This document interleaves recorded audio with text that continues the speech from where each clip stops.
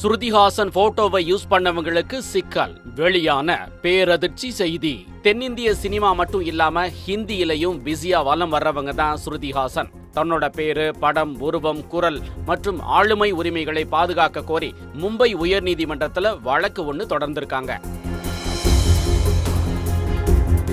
இது பத்தி அவங்க நீதிமன்றத்துல தாக்கல் செஞ்ச மனு என்னன்னு பார்த்தோம்னா, செயற்கை நுண்ணறிவு மற்றும் டீப் ஃபேக் தொழில்நுட்பத்தை பயன்படுத்தி என்னோட முகத்தை மார்பிங் பண்ணி ஆபாசமான முறையில போட்டோஸ், வீடியோஸ் ரெடி பண்ணி இணையத்துல வைரல் ஆக்கிக்கிட்டு வர்றாங்க.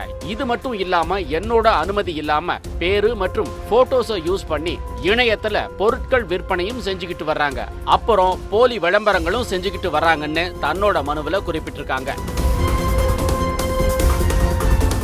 அது மட்டும் இல்லாம தன்னோட அடையாளத்தை சட்டவிரோதமா பயன்படுத்தினவங்க கிட்ட இருந்து ரூபாய் 15 கோடி இழப்பீடாக வழங்க உத்தரவிடணும் அப்படின்னும், இது போன்ற செயலுக்கு தடையும் விதிக்கணும் அப்படின்னும் ஸ்ருதிஹாசன் தன்னோட மனுவுல கோரிக்கை வச்சிருக்காங்க.